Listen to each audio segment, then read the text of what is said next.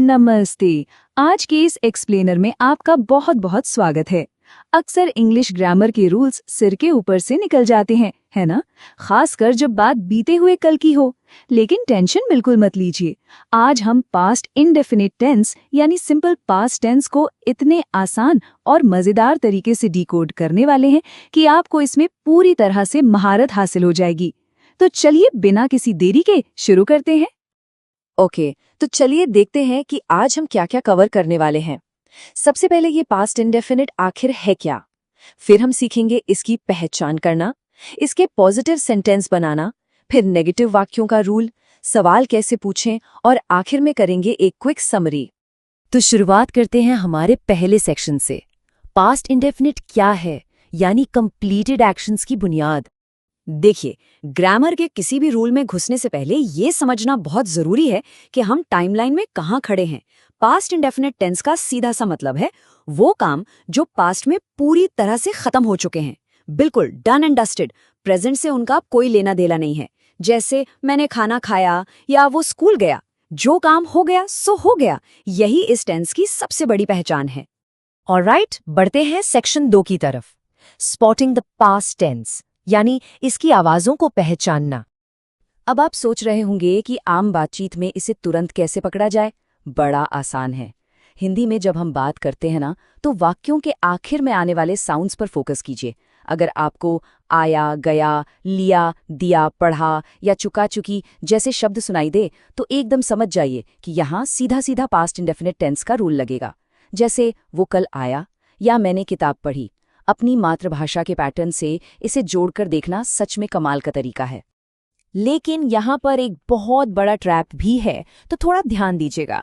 अक्सर लोग कहते हैं वो कल स्कूल गया है। अब लास्ट में है सुनकर पहली बार में लगता है कि यार ये तो प्रेजेंट परफेक्ट होना चाहिए, लेकिन कैच यहीं पर है।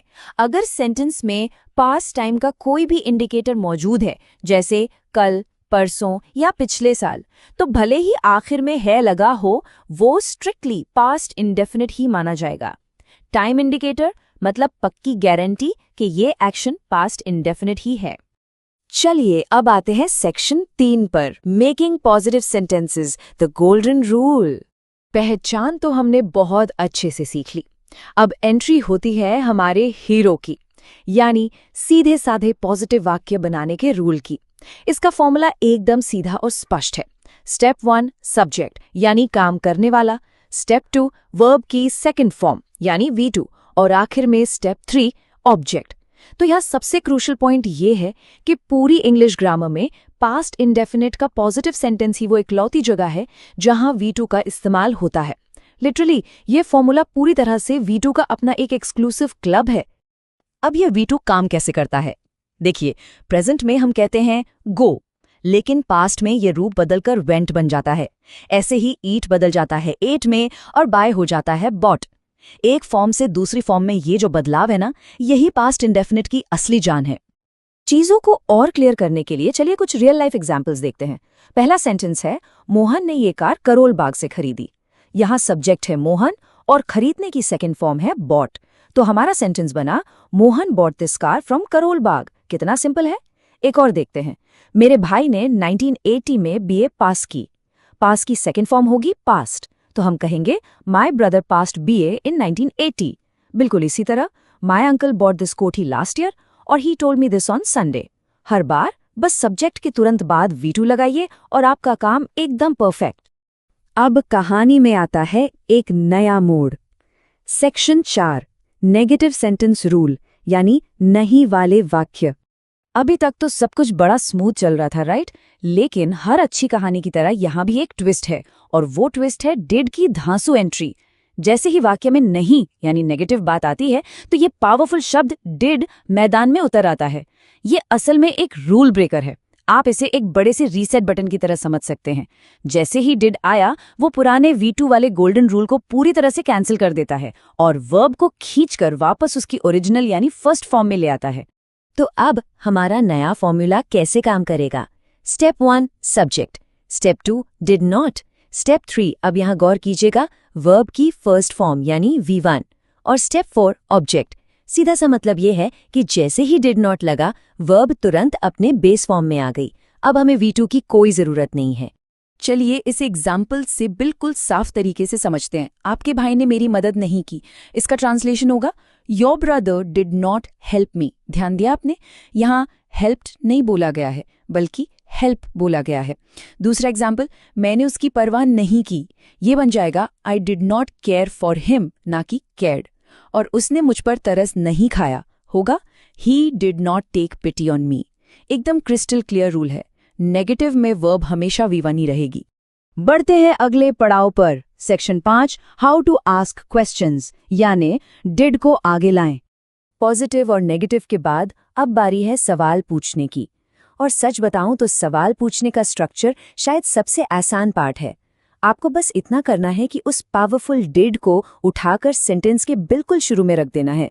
तो step 1 did, step 2 subject, step 3 अगर सवाल में नहीं है तो नॉट लगाएं, स्टेप 4 हमारी वही वर्ब की फर्स्ट फॉर्म यानी V1, और लास्ट में ऑब्जेक्ट के साथ एक क्वेश्चन मार्क।